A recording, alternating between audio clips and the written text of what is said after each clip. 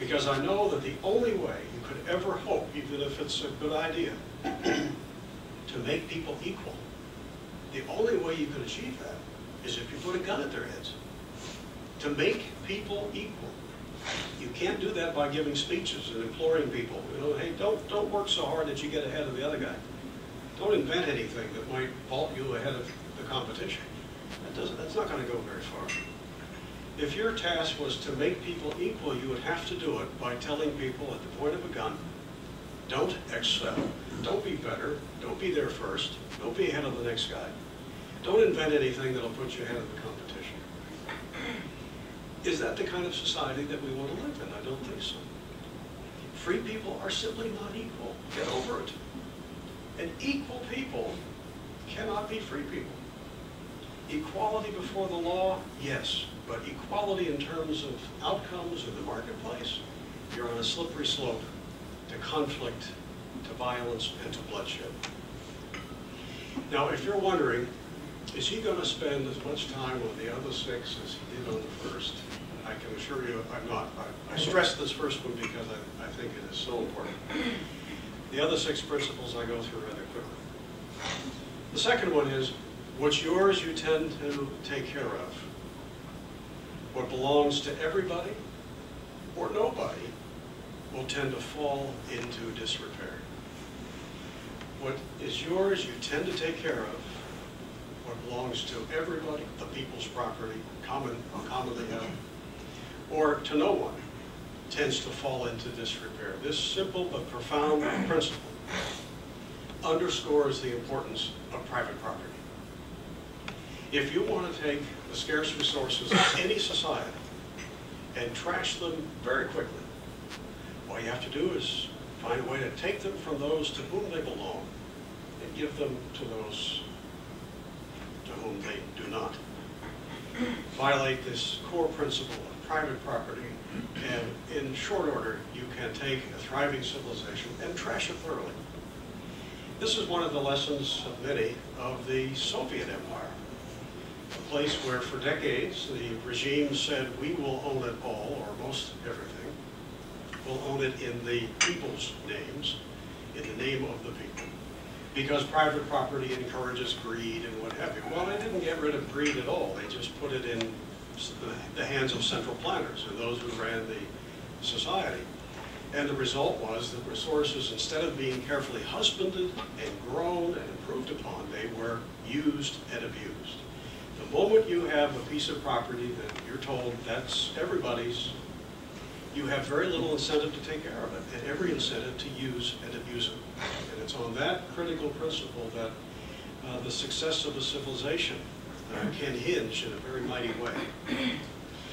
This is even applicable in any group, even amongst, say, a small group of people who are thoroughly committed to private property.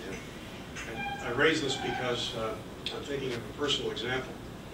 When we first started the Mackinac Center, we had a shoestring budget. And for a while, we didn't even have room in the budget to buy a camera to take pictures of events that we put on or were a part of around the state. But I had a camera that I had taken all over the world with me. So I brought it in one day and I said, well, for now, this will be the people's camera. If you're going to an event and you need a camera, just check it out and bring it back, take care of it. That camera didn't last 6 months. I'd had it for 10 years.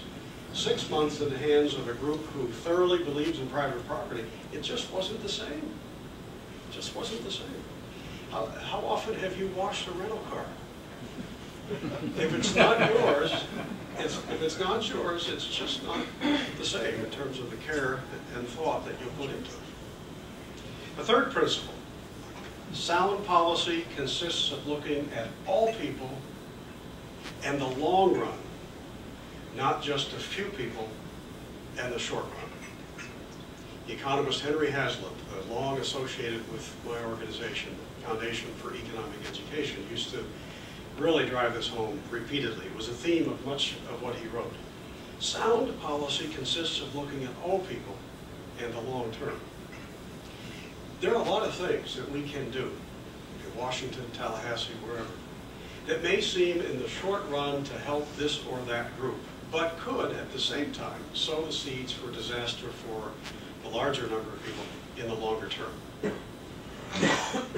John Maynard Keynes, an economist I'm not very fond of, the architect of much of our post-World War II growth of government, deficit spending, and printing of money, was once asked, Mr. Keynes, if we follow your advice and we spend more and run deficits and print more money, won't the dollar go down in value and perhaps become worthless someday?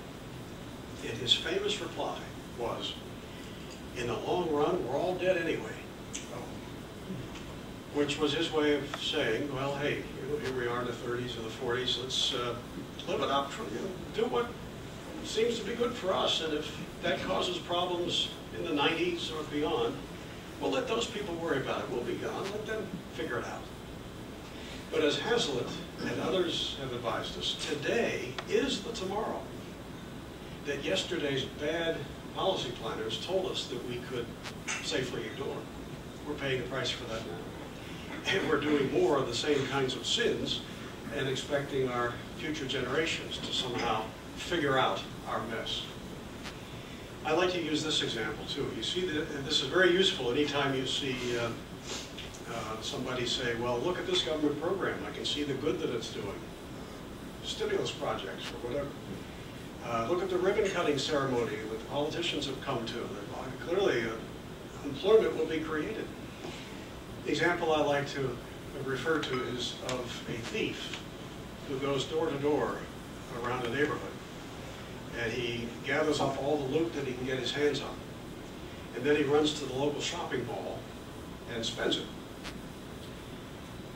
If all you did afterwards was to interview the shopkeepers at the mall and ask them, well, what do you think?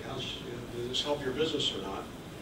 You might be led to think that this thief was a public benefactor, because everybody's going to say, well, he stimulated my business. If he comes back and he does that often enough, I'll hire more people.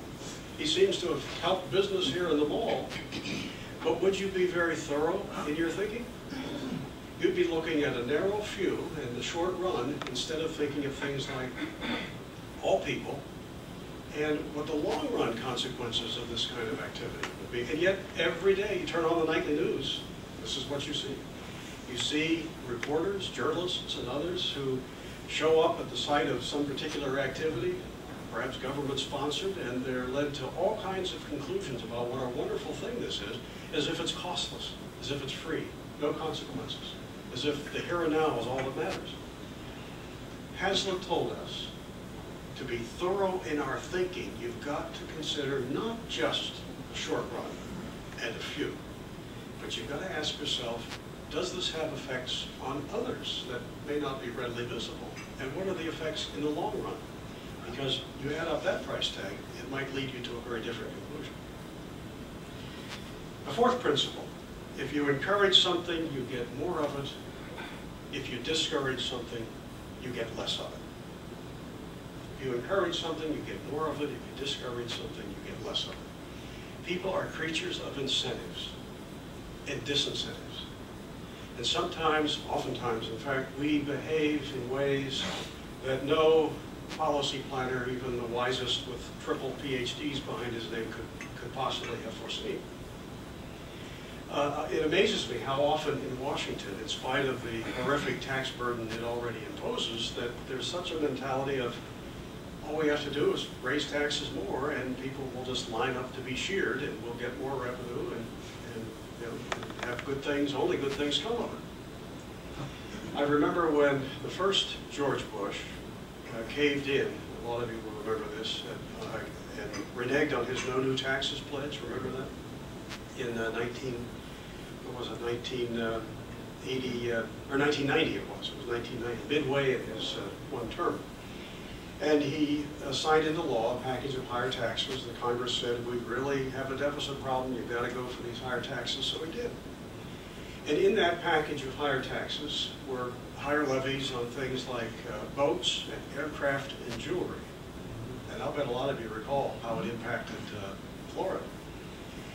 The feeling was, and I can give you the exact numbers, the proponents of those taxes, on those three things, boats, aircraft, and jewelry, projected that it would yield $31 million in new revenue in the